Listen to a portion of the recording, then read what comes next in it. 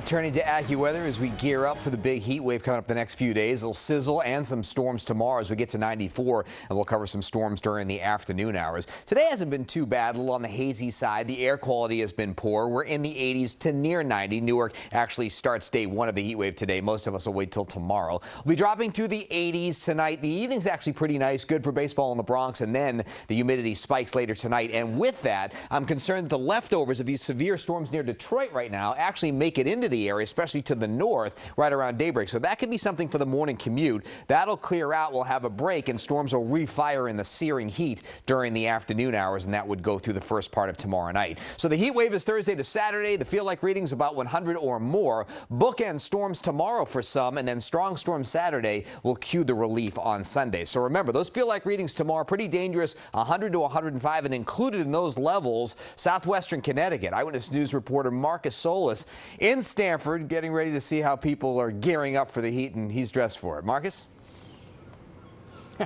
And Lee, what's a phrase you weather folks love to use? Cooler by the shore, and it is, and that's why Cummings Beach has been a popular spot today, surely to be so the next coming days when the weather gets even hotter.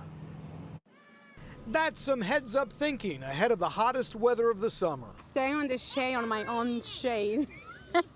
You're going to need it the next couple of days. I know, right? It's going to be so hot the next 4 days, 3 days, something like that. Exactly like that. With temperatures approaching 90, these soccer drills at Leone Park were interspersed with plenty of water breaks. Earlier in the morning, the Stamford Police Department hosted the second of 3 weekly events called Workout with the Chief, a chance for youth to engage with and sweat with members of the force. 10 o'clock was good, so before we get this heat wave, we got it in. We did about a half an hour, a lot of water, a lot of breaks, and a lot of chanting from some of the community members that are drill instructors on this one day. Governor Ned Lamont today activated Connecticut's extreme hot weather protocol, making sure the state's network of cooling centers, like the ground floor of Stamford's Government Center, are open and staffed to give the most vulnerable a place to beat the heat. For those who have to be outside, staying hydrated is the key. Even for the healthy, experts advise limiting activity to mornings and evenings.